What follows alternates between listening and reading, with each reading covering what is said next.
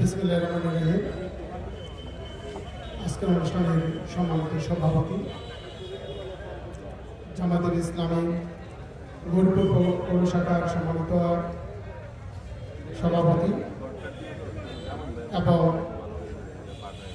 অন্যান্য অতিথিবৃন্দ এবং আমাদের ময়মনসিংহ গৌরীপুর আসনে যিনি এবার অক্লান্ত পরিশ্রম করেছিলেন, আমাদের প্রিয় ভাই মাওলানা বদরুজ্জামান ভাই সহ আজকের উপস্থাপক জনাব জাহাঙ্গীর হোসেন, উপস্থিত উপজেলা জামায়াতের সাধারণ সম্পাদক মাওলানা মোহাম্মদ আবু ইউসুফ এবং জামায়াত ইসলামী গৌরীপুর পৌর শাখা এবং উপজেলা শাখার বিভিন্ন পর্যায়ের সম্মানিত নেতৃবৃন্দ,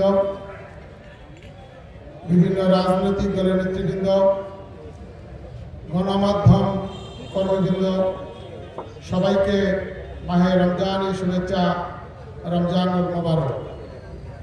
আমরা আজকে একটি পবিত্র দিনে একসাথে হয়েছি। আমরা মাহে রমজানের যে পবিত্রতা, মাহে রমজানের যে ফজিলত, আসলে আমরা কতটুকু তার কাছে আছি।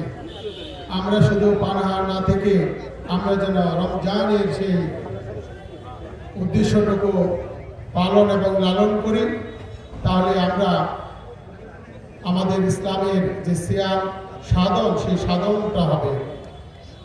আমরা যারা এখানে উপস্থিত হয়েছেন সবাইকে গৌরীপুর প্রেস ক্লাবের পক্ষ থেকে, গৌরীপুরের সকল গণমাধ্যম কর্মীদের পক্ষ থেকে আজকের এই আয়োজকবৃন্দকে ধন্যবাদ জানাচ্ছি।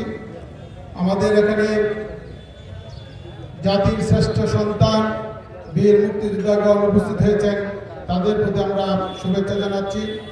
পাশাপাশি শুভেচ্ছা জানাচ্ছি জুলাই আন্দোলনে যারা আহত হয়েছেন তাদের পরিবার এবং যারা শহীদ হয়েছেন তাদের প্রতিও আমরা শ্রদ্ধা জানাচ্ছি।